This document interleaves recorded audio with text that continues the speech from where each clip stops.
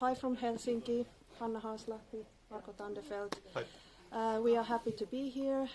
Thanks for Pia for inviting us. And we are talking today one project which we have done together, or mainly Marko has helped to launch it. It's captured, and Marko is starting this talk with his own introduction. So, let's go. Cool.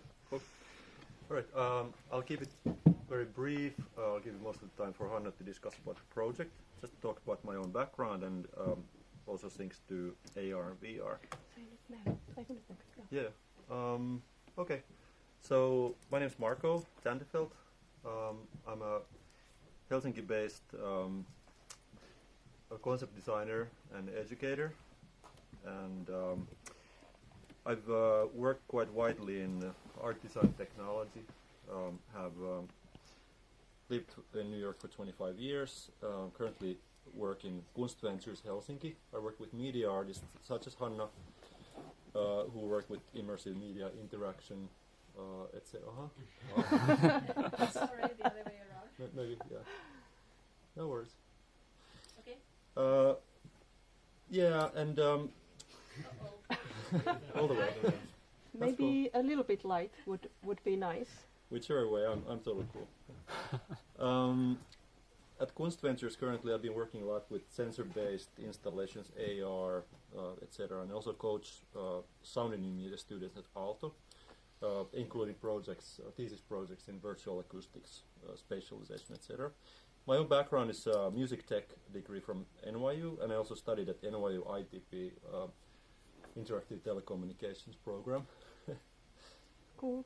And basically for the last 15 years in New York, I've been coaching thesis students, master's thesis students, Parsons MFA-DT, Design Tech, where students have worked in a wide variety of fields and disciplines,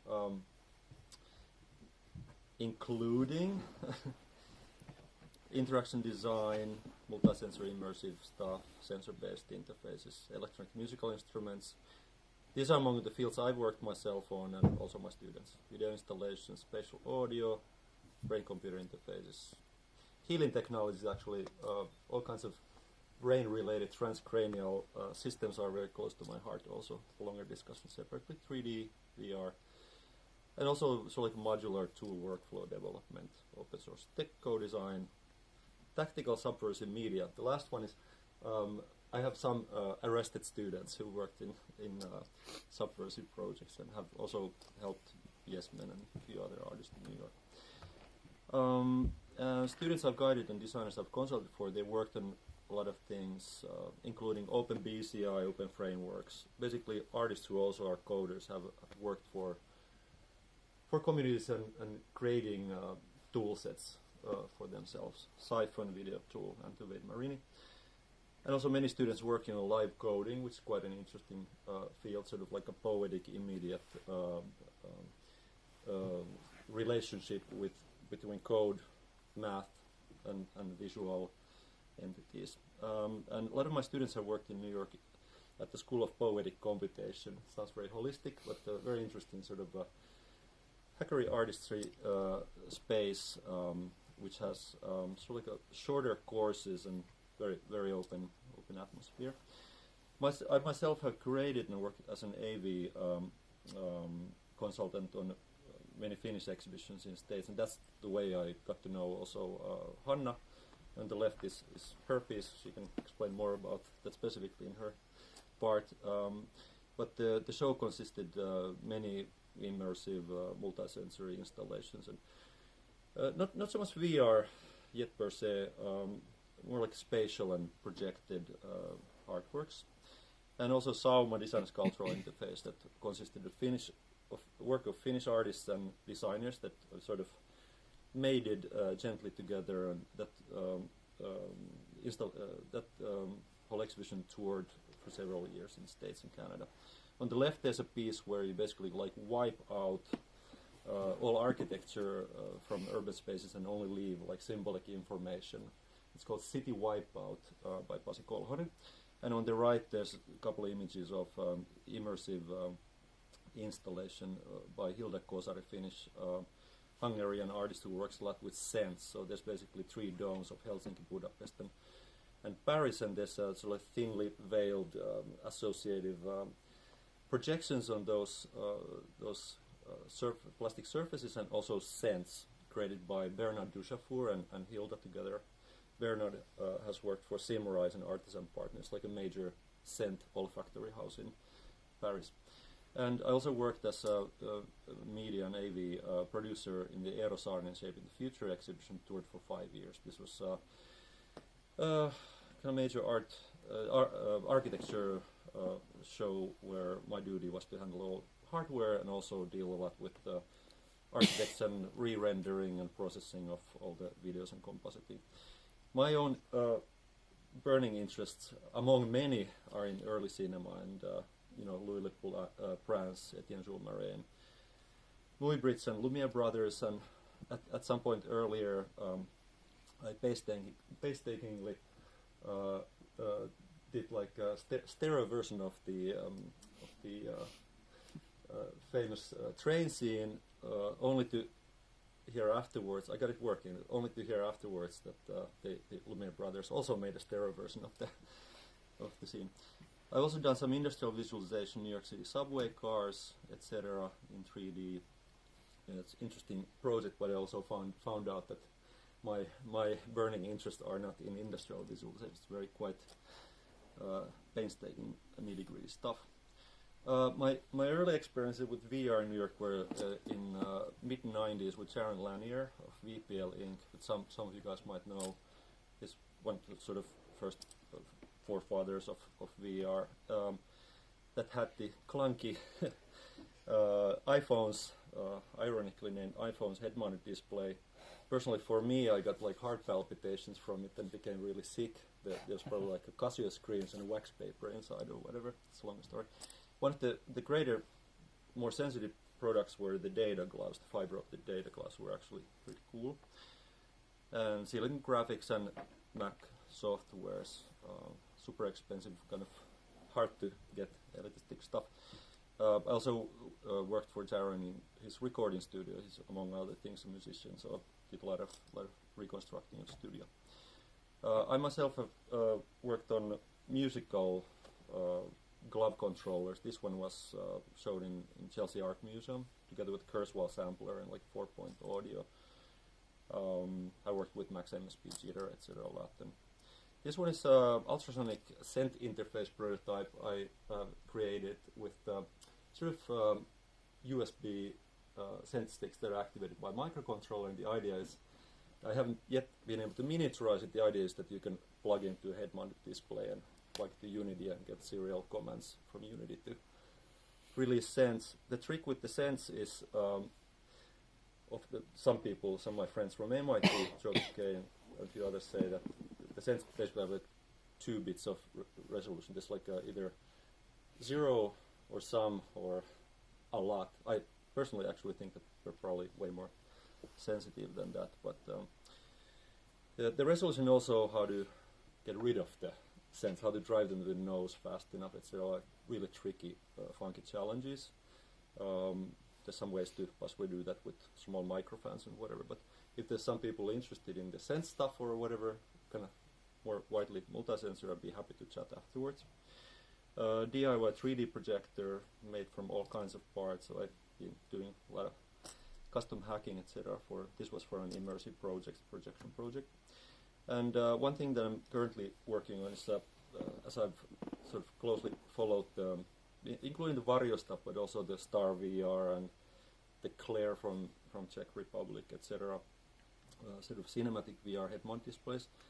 I'm working on getting a 2x 4K display together with some custom mobile hardware, kind of syncing scripts between a couple devices, etc. So again, if there's people interested in this kind of stuff, I'd be happy to chat. Heavy hacking involved. I've done some AR work with Finnish Arilyn AR tools, photogrammetry, also with the Agisoft, the Russian software, which I actually love quite a lot. We still don't have the pro version that you can do the 4D stuff, but hopefully get that someday. And this is consulted for Satuminen Suorajärvi, Finnish artist, on this kind of hybrid installation where there's like a physical part and there's a kind of virtual part, and kind of blends and morphs in between. There's a silhouette. It's kind of hard to see from here, but there's a silhouette of a person in one position in one end of the physical sculpture, and another end there's a morph in between. It's like a hybrid. Among one of the other things I participated in New York was kind of ironically was just about to see the Spike Jonze's movie Her, but I checked the theater wrong, and at the same second I got a phone call from my friend from NYU and said that they want me to be a member in this kind of consulting in this hackathon for the movie Her, which I kind of actually like quite a lot. I saw finally the movie 4 times and ended up kind of analyzing it, and in terms of the sort of interface design, I myself personally feel it's quite an interesting movie on human emotion and relationship with the self and others and togetherness. There's a lot of my friends think the movie's about also about singularity, etc. I didn't personally see it that way so much, but the end resulting works, they included custom immersive interfaces and objects, etc. that Parsons and Christy and NYU and Columbia students, Parsons students, were working on. And another thing I participated in organizing was like New Cinema Hackathon. The name is sounds maybe too pompous or whatever, but I talked with the Framestore 3D special effects company. It was organized at IBM. There's Intel and creators involved, and we have basically algo coders, Google people, some movie directors, and there were 4 sort of immersive installations, mostly projection-based works that were end results. Unity 3D used widely. Not so much head-mount displays, which I'm very interested in, but spatial pieces where people are working together. And the last thing I'll leave you with is I've been gathering slowly after the New Cinema Hackathon sort of get more and more interested both in content and both in enabling technologies, and related to the last speaker. I really like the speech. I gathered this list, which might possibly be of interest to some of you guys. Let's see here, hold on a sec. This is one section of the list. That's basically like started categorizing and gathering from monoscopic to stereoscopic cameras, capture technologies, softwares, workflows. There's a lot of audio stuff like spatial audio tools, scent stuff, tactile force feedback vests, etc. So it's sort of like overall mapping of technologies related to VR, and especially sort of like immersive, like cinematic stuff. Here we're starting to get to the light field stuff that a few other guys were talking about. Yeah, and it ends up with some retro media archaeological stuff. But if some of you guys are interested, feel free to chat with me afterwards. And now I'll give the podium to Hanna. Thank you. Thanks.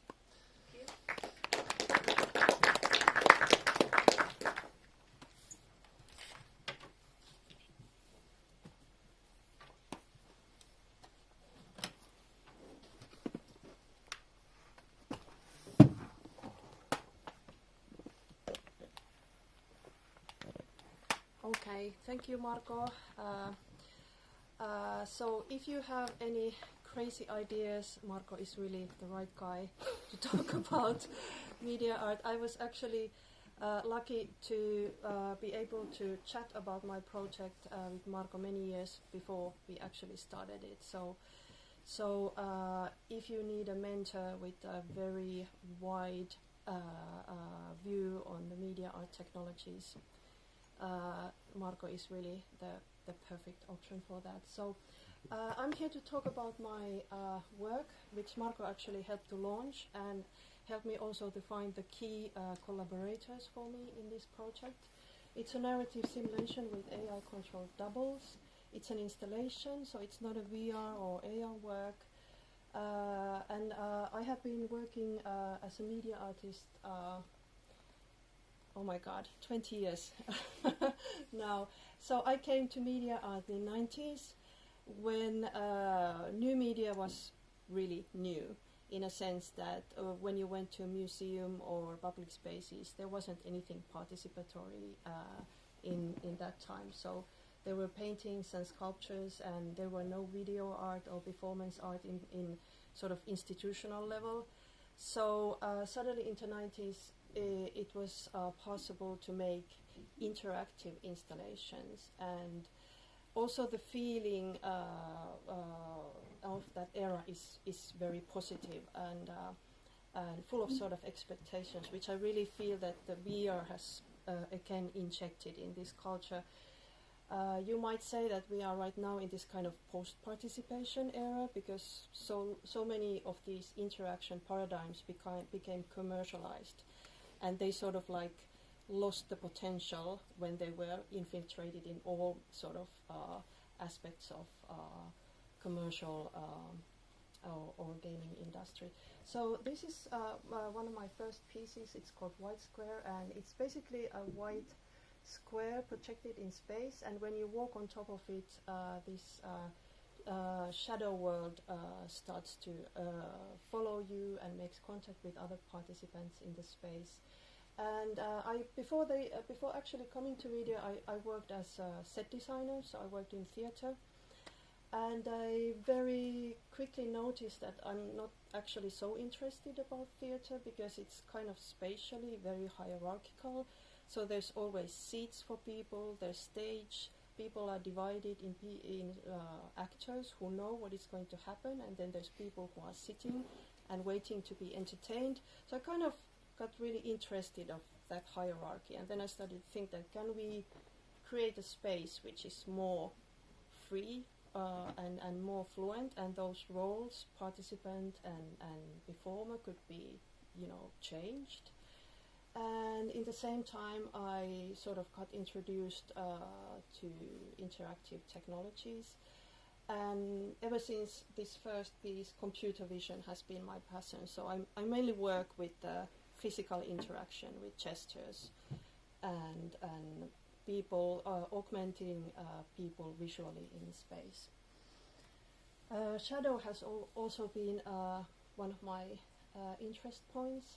This was another installation which I did where I sort of inserted content in shadow. So shadow is usually empty, immaterial other. And with this piece I sort of wanted it to make a container or gateway to another person. So there's something inside you or inside your shadow which is there to communicate with you. And Time Experiment was a sort of idea of having a space where one wall would have a memory, mainly like a ROM type of memory, that it would keep the events of the space alive for a moment. So it would capture randomly short video loops of people moving in front of it and create this kind of like delay of the events which happened in the space. And this was something which I did with Kinect, and it's a kind of idea of digital body painting, which reacts to people's movements in space. And I also made this this installation, which is not contain a physical interaction, but it's actually computer playing against itself. So there's a spatial modification of age-old Pong game, which is probably familiar to everybody. But instead of when the ball is played out from the field, it has a sort of second life continuation. So they go to a sort of next round. So there's a kind of juxtaposition of finite game and then the infinite game, which is kind of happening all around that, the rules of the finite game. And this is one of my latest works, which I used with lip motion sensor. It's a very cheap device which models your hand in real time, and I introduced this kind of virtual hands, which didn't obey you perfectly. So they started to make gestures. So they kind of like tried to break this interaction control what we are used to in these interactive pieces, that the typical paradigm of interaction is that when you are waving over there, something responds to you seamlessly. So you're in a sort of like control what is happening. With this piece, I wanted to sort of negotiate the current situation where I feel that this kind of virtual world is not anymore in our control perfectly. So the hand becomes independent. It starts showing you signs. It's showing you middle finger, and it's in a fist. But in the same time, you kind of like you can liberate it again and take control of it. So it's a kind of dialogue between control and losing it. And before I, this is not going to be a very technical presentation. I'm sorry, because I'm an artist. I work with programmers and technical people. But I want to, before actually introducing my piece, I want to talk a little bit about history of double, which is very, very big inspiration for me and sort of inspires me always. And I have to also clarify that the double to me does not mean a copy or a clone or something like that. It's more like your relationship to yourself. So I think we all have voices in our heads which all the time tell you, criticize you, and I think that relationship, that internal relationship, is mostly complex with every people. There might be people who completely happily accept the voices in their head and in total harmony with them, but I think in general it's a complex situation, and to me I'm kind of interested about that kind of double relationship. And one of the interesting examples comes from American psychologist Julian Jaynes. Bicameral mind, maybe many of you know this term from Westworld. I don't know, have you seen it from here? But it was a kind of concept which they reintroduced. So many of these ideas are kind of recycled many times. But it's actually a concept developed by Julian Jaynes. And what he is, in simplified terms, means that consciousness is something what modern man has developed. So prehistorical people didn't have consciousness. So all the voices, what they heard in their heads, were commands from gods. And this picture is a representation from Iliad and Odysseus, which he used as a sort of case study to prove his point about this pre-consciousness of prehistorical men. So here's a battle between Ajax and Hector, and you can see that there are these two gods who are kind of pulling strings behind this battle. And so that was a kind of explanation, one explanation, what are those voices, what we hear in our heads. They are something what cards want to tell us.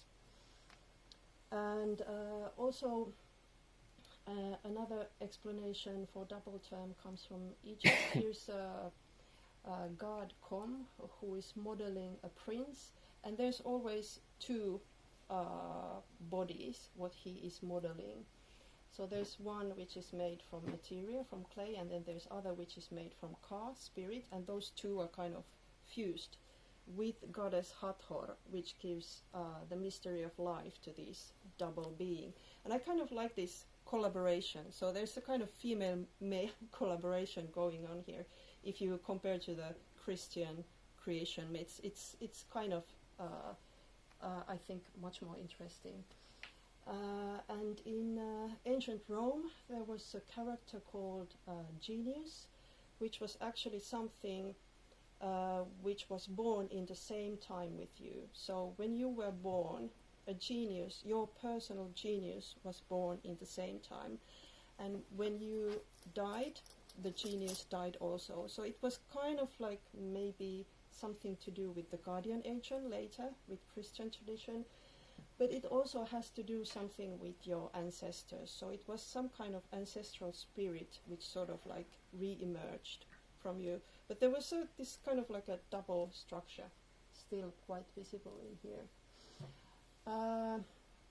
And not only in Western tradition, but also in Eastern tradition, we see double appearing in tulpa, which is an ability to create these kind of mind-made bodies. It's explained in one of the early Buddhist textures, and it kind of could be explained as a sort of imaginary friend, what you are able to create for yourself by spiritual powers. And it has funnily re-emerged by a series of My Little Pony, which kind of created used tulpa or tulpamansi in one of their series. And I'm kind of following this one thread in 4chan where these people are talking about tulpamansi and creating their tulpas.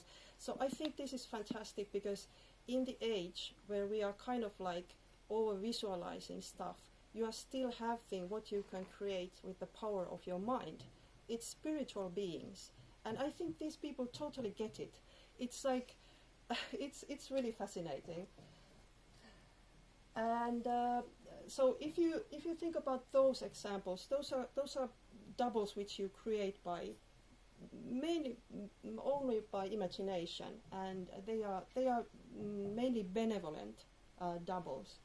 But when we enter in the 19th century in German romantic novella, we see that the double has become this kind of Christian good-bad dualistic situation. And one of the very famous tales in the 19th century Germany was this Peter Schlemihl, who sold his shadow to devil. So we see now that, you know, the double is not anymore something good extension of you, but it's actually something to bargain with, to sell with, and to get benefits from them. So basically, Peter Schlemihl is selling his shadow, and he gets in return a bottomless wallet.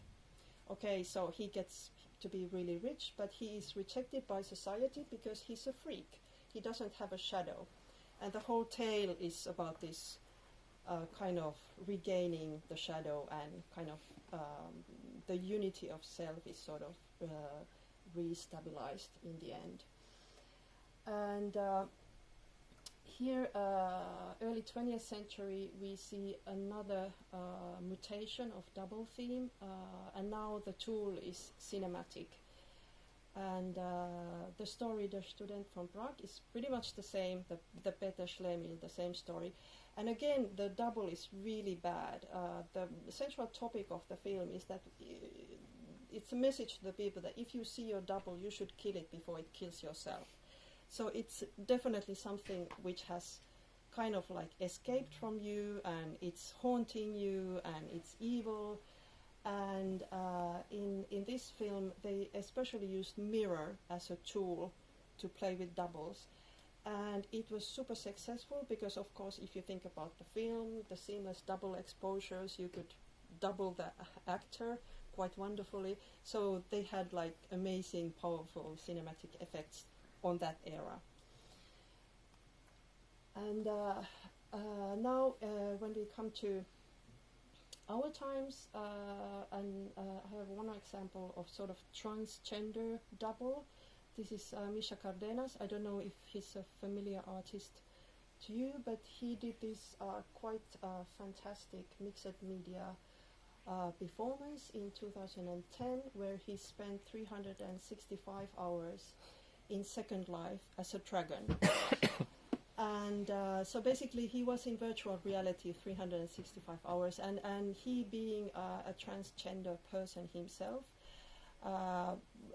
was making a point against Canadian policy that before you actually can go to gender changing surgery, you have to have a sort of 1 year gender-proof time monitored by the Canadian authority that you are actually sure that you want to make this change. And so he spent time there in Second Life, talked with people about this process, and in the same time he wrote really powerful poetry about this transitional moment in his life. And I think this kind of gives a fantastic sort of peek to opportunities, what these tools can give you in a way of embodiment, even in becoming something else, and exploring all those possible opportunities what you can be in virtual worlds. One example which is maybe not so related to our topic today, but it's kind of like really powerful piece, and kind of intrigues me about transspecies double theme. May the Horse Live in Me by Art Oriente Object. A small dose of horse blood was injected on one of the performers' circulation, and not the lethal dose, but just a small dose. And I think it's kind of conceptually really intriguing that somehow this fusion of species does not have to be only visual, but it's something can be happen in a biological level too. Okay, so I think the avatar is of course now contemporary manifestation of double, and one of the earliest sort of appearances of avatar, at least to me, I don't know if you have better information, but this is what I found. It was a game which was computed in Plato system in 1979. It's completely text-based. It was quite popular, and of course the avatar is a Hinduism term for God's representation or bodily form. So these were the people who sort of like snatched or updated the term in a computing era. And then in of the millennium we start seeing these kind of first softwares where you can manually build an avatar. So basically you insert a photograph in the system and then you start molding it. So this is all manual labor. And I think iClone is still going strong. I hope their avatars look a little bit better nowadays, this old screenshot. I'm sure they do. And there's plenty of other speech synthesis or all the kind of sophistication what you can imagine they have been developing through the years. So basically it would allow you to create a double of yourself, and then you could start playing with costumes and voices and body color and all that kind of stuff. So it was just a technology to create avatar, so it didn't kind of like have any follow-up. So you can then export that file as an FBX and do whatever you wanted with it. So it was just a tool to create those avatars. And here's an early screenshot, like a little bit explaining how the whole technology works. Contemporary version. So this is automatic. So this does not include any modeling process. It's a My Idol Chinese app which you can download and which is hugely popular, I think. And basically it takes your selfie, and then you can have like millions of options of clothe yourself, have different video clips with friends as performers. And so it makes you this kind of doll, childish, lovely character, which you can then, use as a doll, actually, and play with it in virtual worlds. Another company which I have been a little bit following is Morphine, which is a French company. We just have this one idea of producing you as a star of a popular film. So now they recently launched an application where you can be a Blade Runner star. So that's their product. So you as a movie star, wow, that's kind of quite. You couldn't say that this is a new way of telling stories, but it's just some kind of weird body swapping process. And this is quite a new technology, deepfake, which is a combination of neural networks, deep learning, and fake. And it's a set of algorithms which can start creating you completely synthetical human faces. In Aalto, in Helsinki, there's a research group which has done a lot of stuff with this, Jaakko Lehtinen and his group. So basically, they build a database, and then they have GAN networks, which are kind of like adversarial. So they the networks debate what is a good solution and what is bad solution. So in that way, they kind of evolve making better faces. And I think they sort of like selected celebrity faces on their database. So I think the images are already so synthetic, so it doesn't take much to me. I mean, if they would put like normal faces, I think it wouldn't be so successful. But these are already like robots to me, the way the pictures are taken. So I think they a little bit cheated on that. I would like to see what it would happen if you would just have ordinary faces, how it would tackle with that kind of problem. So here's an interesting comparison between the famous chart by Masahiro Mori, actually the Japanese roboticist who invented uncanny valley term. I guess it's familiar to everybody here. So it kind of tries to pinpoint the area when the robots or artificial human beings are becoming creepy. And I think this is kind of vanishing right now. But here on the right side, this is actually a chart from the Morphing company, where they are trying to find when the avatar likeness is kind of the right. So when do you accept that? Okay, that's me. That's a kind of like a acceptable rendition to me. Because if it would be too sharp, too much details, then it would fall to the uncanny valley.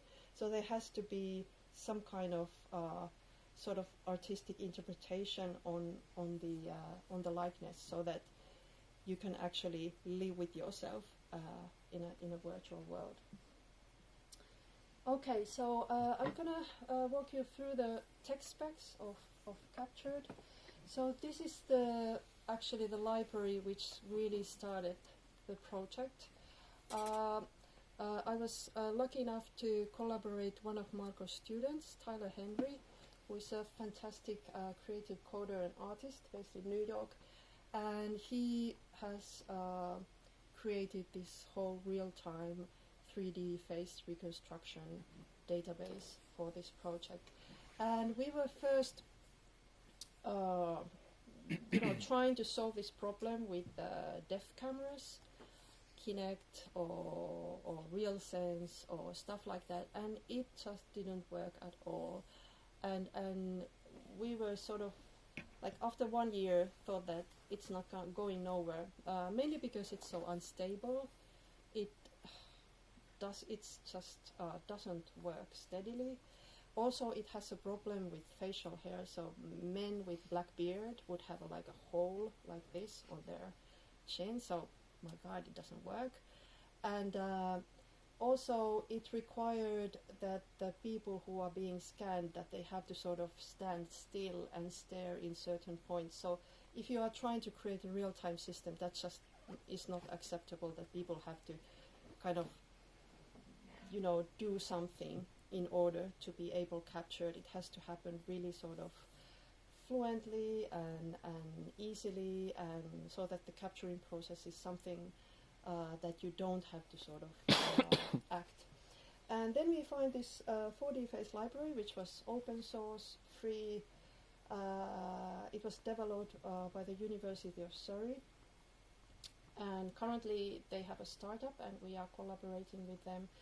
So it was originally made for capturing faces from 2D video. So whatever 2D video you have, it kind of it has a face tracking algorithm. It can track faces and then create models out of that.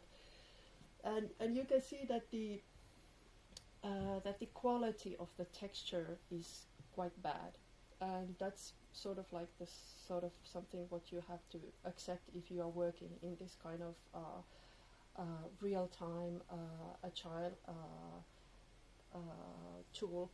But we were anyway happy about the robustness. So in the core of this technology, there's a morphable model. So there's a face which is tweaked according to the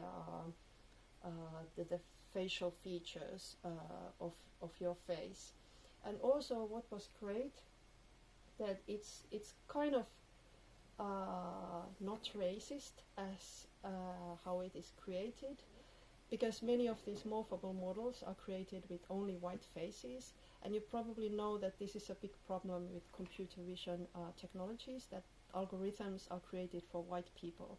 So at least there is some effort to make a change, and this is something what I rant to them all the time, like, this has to become like even, so that all the races are represented equally. So this is just a bias in the industry, that people are making these tools to people who look like themselves, and I think that is something what we need to really tackle.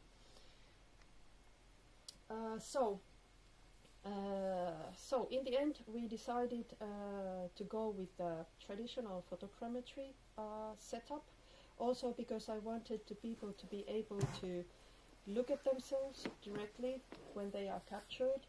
So we have two 4K computer vision cameras which capture really nice details of your skin and your face, and in the same time the model is created.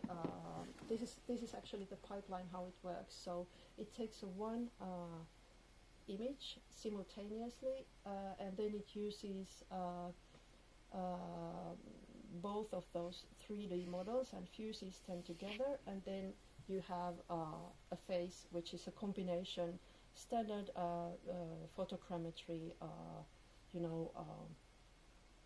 pipeline actually. And I feel that if I would have to compare, let's look at, for example, this gives you a very good idea of what is a depth camera and what is a stereo RGB outcome. So you can see that on the left, the model of my face is of course much more accurate than the model on the right. The model on the right is kind of like approximate, much more smoother. But if you compare the texture, what you get from the depth camera, it's much less detailed because they usually have very crappy cameras, and on the traditional RGB camera you have much more details in the texture, and also the unreliability of the whole depth camera thing. I feel that it always needs some kind of manual input. So if I would make an installation with the depth camera, I would have to have somebody always there to do the scanning for people. I think it couldn't have been done automatically. One more word about the face tracking. So the 4D face, it uses this 68 multi-pie landmark scene, which contains 68 points on your face, and this is the way how it kind of detects the face and knows where the eyes are and knows where the chin are. You can see that the nose is quite underrepresented, so that's always where the biggest problems are with this technology. The nose is always come straight, and you don't get your own nose, unfortunately, with this system. Also, you can see that it's not so accurate on the face shape, so it kind of makes you a little bit softer, rounder. So all those fantastic little details and features on your face are kind of like smoothed out. And the outcome, according to some people who have used it, is that that you look a little bit like more nicer than what you usually do, which is actually quite nice. That it sort of takes out, angularity, I would say. And I think when people see themselves over there, they usually are quite relieved, because always having your face captured and then manipulated in public space is kind of intimidating. That you feel that, you know, we all have our, you know, traumas with our own image, and you don't want it to be kind of exposed too openly. So I'm quite happy that that's the outcome, that you should be okay with that image and not in the uncanny valley. That's what we are trying to do here. So we don't have any evaluation system on the gender, on the race, on the age. I don't believe in that kind of things. So men can have female bodies, women can have male bodies, kids can have adult bodies. So there's basically just two types of bodies, male and female, and it's totally according to our system which body you get. And I think that works quite nicely, because all those kind of realities what we are experiencing in here are kind of forgotten when you are moving over here, and the body what you get can be a surprise, and for some people it can be quite also a nice experience to see themselves in the female bodies, especially for men. Okay, so couple of words more.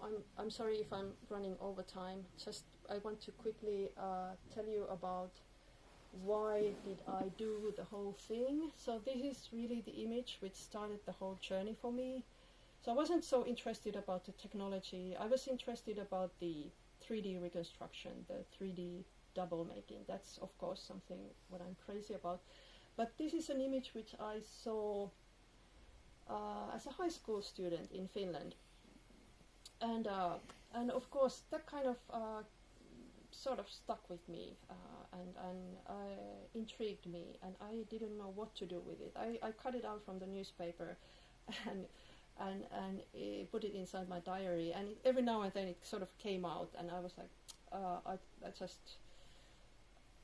just don't know what to do with this. Like, should I make a documentary about it? Should I make like installation out of it? What would be the right idea to take this further?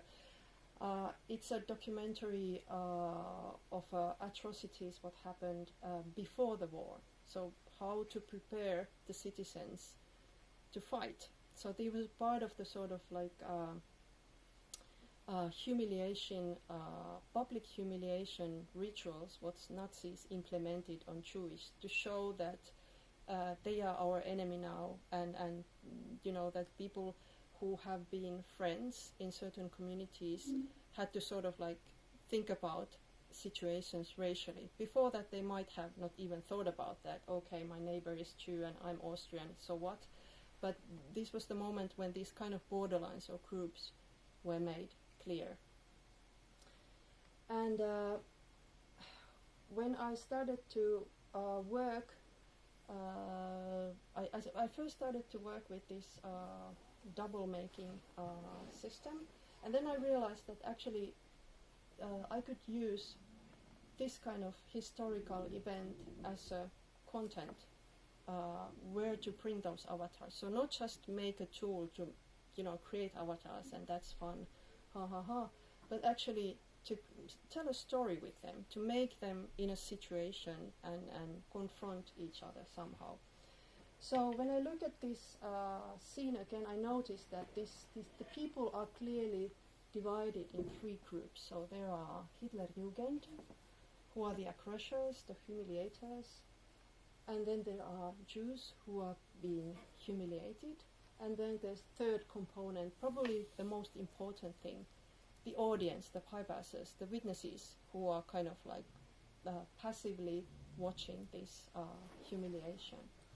So I thought that maybe I could have all the people who I capture as a randomly put them in these different groups and do things to each other which they probably wouldn't think they would do in a real life, which we actually, when we are living in this kind of peaceful situation, we don't even think that we would enact in this kind of situation. But this is something from sort of what comes outside of us, and then we start to decide in which party or which group do we actually belong. And I then received this tweet from Werner Herzog, from Marko, actually. You sent me this, and this kind of like clearly also illustrated this bullying triangle, that you always have to have these three participants in order to have a bullying. So it's not enough to have a bully and those who are being humiliated. You always need the passive part, the audience who are witnessing it. And with this piece I wanted to think about how different the same world can be for each of us, and how we understand the world depends on our community and our social connections. We think in Western world that we are really independent and we make our choices ourselves, but I think we are not independent, and we are totally part of some community which kind of controls our ideas and thoughts, and that's a sort of the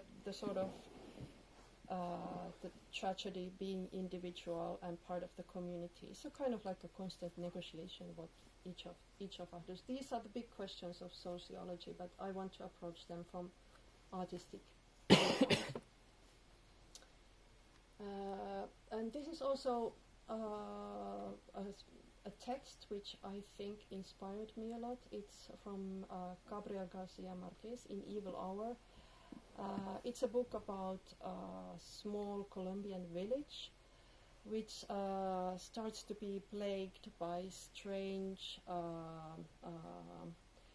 notes spread around the city, where all the secrets of the citizens are revealed. And everybody's, of course, it's a little bit like social media, but in a sort of cityscape. And they, of course, want to catch these people. Like, who are these? Who are putting up these posters, and who are kind of like spreading these dirty secrets? And then the mayor is consulting the Cassandra, who is mikä on siis tämä ennustaja? Clairvoyant medium of a circus who has just recently arrived in the city. And I think she just gives the perfect answer. It's the whole town and it's nobody. This is something what we do together. And then I kind of like wanted to emphasize also this, look at the narrative also from the viewpoint of a group doing things together, and not as a sort of one single person, the hero's journey viewpoint. And this is an illustration of that narrative approach. On the left side, if you think about that below ground area as a reality, hero's journey is just one single viewpoint to that reality. But in the right side, you have a root system, which is kind of a story world in reality. And this is not the, the old branching structure. It's not about, going forward and then making decision, do I go to right or left, and then forward, and then it's not about that. It's more like being a sort of sensible root system, which kind of is understanding the narrative in various aspects. It's a little bit like looking at an ant nest, that you see that whole thing, the activity going on, and then you can also spot the individuals over there. Here's a quote from Sherry Turkle, which has studied a lot about simulation, and then I thought that the way to do the narrative is to take the simulation and try to infuse that with certain story elements. And I'm inspired by Richard Evans, who is a Google DeepMind scientist who have used a lot of AI in narrative development, and he tries to create narrative structures which gives a lot of freedom to agents do their own decisions in the story. So you have a sort of like certain deterministic part of the story, but then you have individual agents which can react and respond to certain sequences or certain situations in the story. So currently I have 3 types of bodies, 3 different colored bodies. I'm not going to do a historical reconstructions of Nazis, Jews and Austrians. I'm going to just use the body colors as a sort of sign or symbol of each of these groups. And our narrative is shifting between 2 stages. So there's a motley stage where all the characters or all the agents are freely together without segregation, and then there's a stage where the scrubbing scene is enacted and all these groups are segregated. What I'm looking for here is also a narrative which would be infinite. So these 2 stages would be enacted by one character, which makes the change of the previous state. So it would be an infinite loop, capturing more and more people there. You would be there inside the system forever, that kind of stuff. Okay, that's it. I can still show you a quick demo what we have done about the prototype, how it's working. So currently the experience is divided in 2 stages. So first you are being captured, you meet this white figure who acts as a sort of your, how would I say, therapist or introductory character in the world. So there's a sort of feeling of tenderness, the way she feels you. I was inspired by initiation rites, how in these moments when you are kind of like becoming something else, crossing a border. So she's sort of testing your senses and touching your body gently, and also this is an opportunity for you to look at yourself there. So okay, this is me. There am I, how do I look like, and so there has to be this kind of like a meeting moment with you and your virtual you. And this part ends when she pushes you away from the screen, and then you appear in the second screen as a character, and you meet the other characters, who are the other people who have already been scanned. And this is just a demo, so this is just you know, the animations are not so good. Don't be critical, but I just wanted to kind of like demonstrate what it could be, how it would work. And so these roles, which I have now, these are not forever. So we are now in a segregation state, and next time, if I visit this installation a couple of days later, I might see myself as being a bully. So I think this is also very important, that these roles are not fixed, so that the white people are not always the bad people, because, you know, human mind is always like that, and the grey people are not always the passive people. These are just, you know, I try to be as sort of like anti-race as possible. You know, I have tried to, like, millions of versions to design those bodies, like how could I make meaning them, but you know, as little as possible I think works best, that there is just this one color which is the connection between you and the bodies which have the same color, and this is totally random, the groups, how it's combining them. So of course we hope to have a lot of more avatars. I think 5,000 is an estimate how much we could have, the agents, the maximum amount of agents over there. And also now the animation is hard-coded. So we are hopefully bringing in an AI system where the animations would be controlled with AI. And how do people react to this experience, seeing themselves captured? It seems that I've shown it in a couple of events, and people get they are mesmerized. They start like there's usually a huge crowd of people, and they want to see themselves over there. And I also noticed that that you feel some kind of empathy towards yourself also, like I am now there, and especially if you are being kicked, you feel that, oh my God. But it's something, I don't know. I think overall it has been a positive feedback, that people are quite astonished, and also they like the quality of the face. I'm also quite happy with it, actually. If you think about that, it's a real-time system. It's quite good. It could be better, but the way I've worked a lot with lighting, so it's really crucial how your face is illuminated when the capture is done. So it cannot be a random situation. It has to be like a little bit like studio setup. So there has to be some kind of quite nice illumination, which sort of gives you this kind of like a portrait of your face. And at this stage, the faces are only masks, so there's no speech synthesis, but we are hoping to include that in the future. And also 4D Face, the company we are collaborating, is now working with the hair and more details to the body. So I think it's advancing fast. But also I somehow like the mask thing also. I mean, I think it's enough. There should be space for your imagination.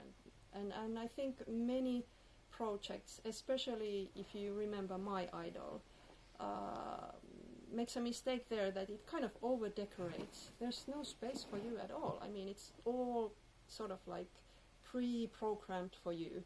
If you although they say that there's like 100 jackets what you can put on to your character, but I think that's not really a choice that you can select from 100 jackets. I mean, there should be, if you are making that kind of system, there should be more, the choices should be different. Here, of course, we don't have any interaction after you are being captured. So there's nothing you can do after you are there. You cannot signal to your... No, you cannot signal to your character that, hey, stop kicking, or do something nice, don't do it. No, it's the idea that you are captured. You are part of the system. You are part of the mob rule, and Won't you have issues with something like GDPR, when there's basically personal information and you capture it and store it for indefinitely? Do you need to sign some agreement before you go to this installation? I don't know. I've shown it in London in one gallery, and I think people are so... I mean, they are not intimidated by it. Mm-hmm. I mean, if I would have this kind of surveillance art, flavor, people would be probably, hey, what is going on here? What are you doing with my face? But I think there's a consent, and I think people feel like, okay, I'm there, and I haven't had any questions or any complaints. It's been there now 2 months there. And people are mostly sort of positively surprised. Also, they have trouble of...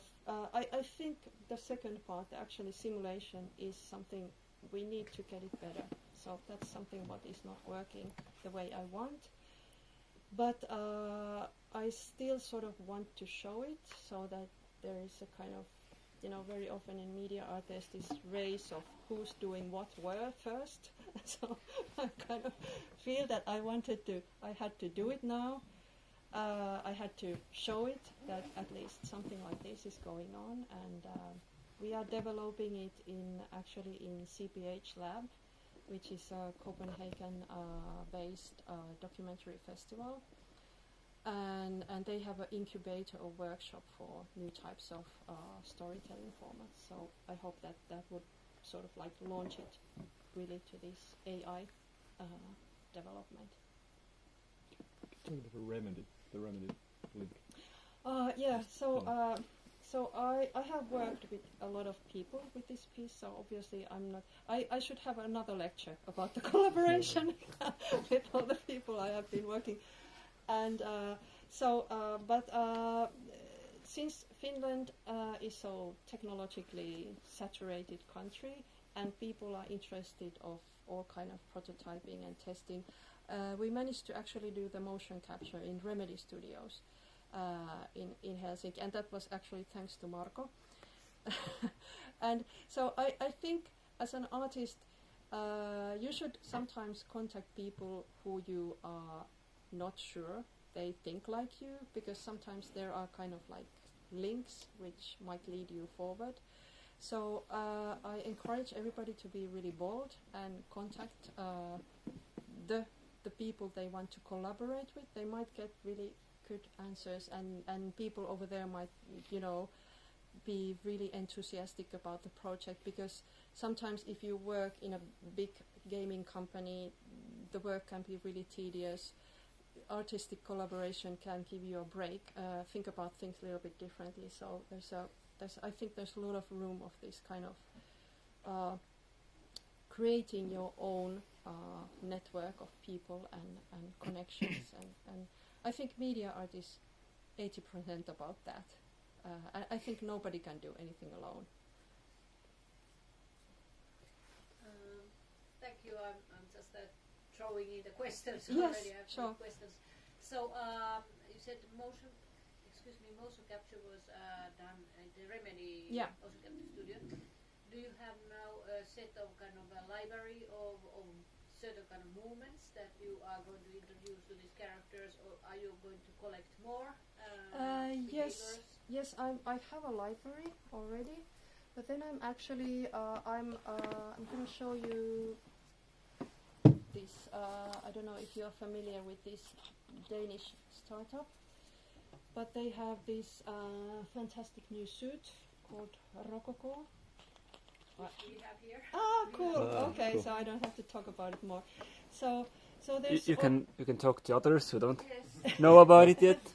Okay, but anyway, it's a suit which is not optical, so it's a sensor-based suit, which means that it doesn't need this kind of studio setup anymore, where you have optical motion capture sensors aligned.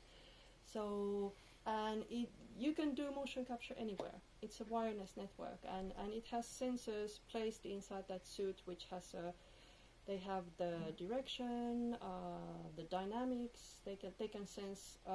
They are connected to the human skeleton, and then they can calculate how you move your hand. And I wonder, can you tell us any experiences what you have from the Rococo? Have you done anything with it? I have not personally, but Sander Kalle has. Would you like to describe the process with this Lopalava? Well, the process was that the actor is wearing the suit, and since it's delivering data over internet, over the Wi-Fi, it's quite convenient. Okay. And from my experience, there was almost no delay between the capturing and data to the computer. The only thing most likely is that it doesn't capture your face, or neither your fingers or feet. But they have gloves coming. Yes. So. Also, now I think they're going to ask money for the software as well. Oh, okay. Subscription. Yeah, it's free still. Yeah.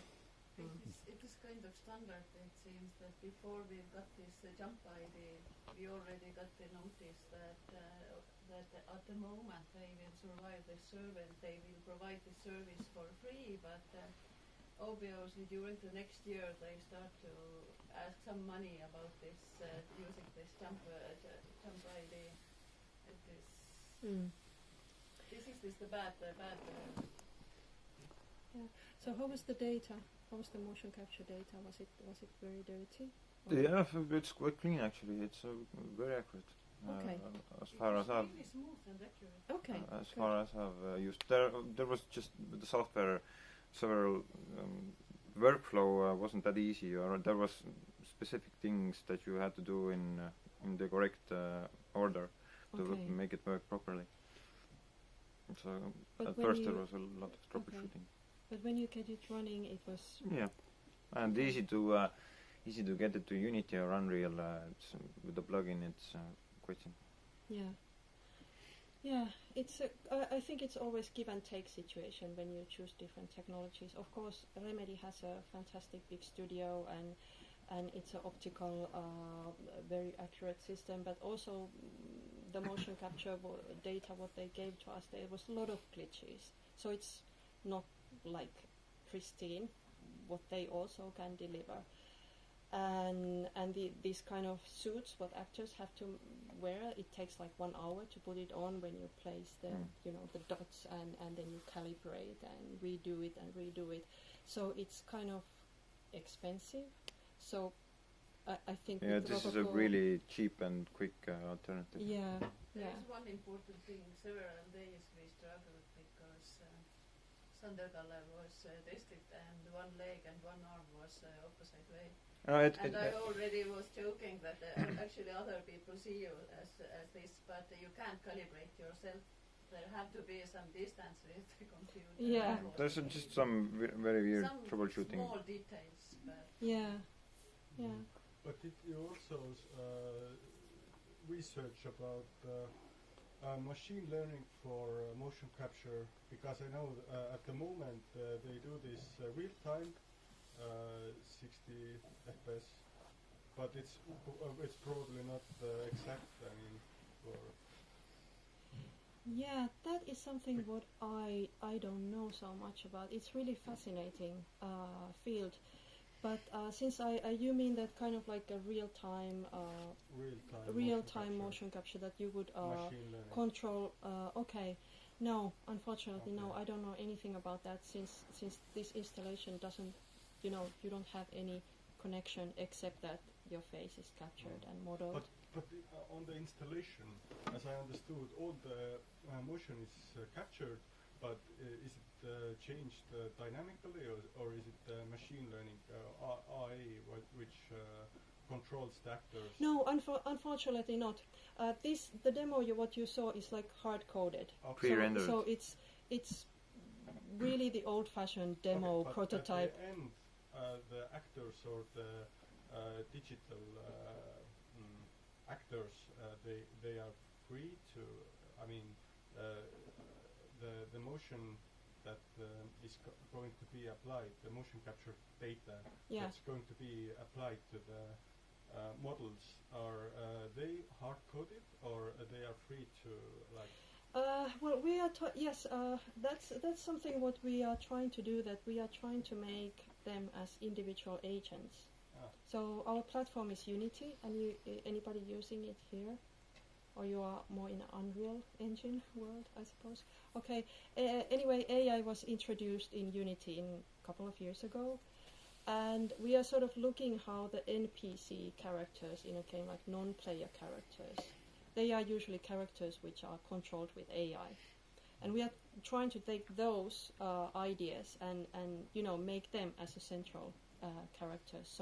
So we have agents with different levels of aggression and different levels of submission and different levels of oppression, and those kind of levels are controlled all the time. Like when a new agent is born, he has a set of behaviors already coded in him, and then we are hoping that then this system would kind of be self-organizing, that there would be just agents with certain behaviors, and they would enact the whole thing by themselves. I don't know if it's possible, but that's the plan, and nothing is hard-coded.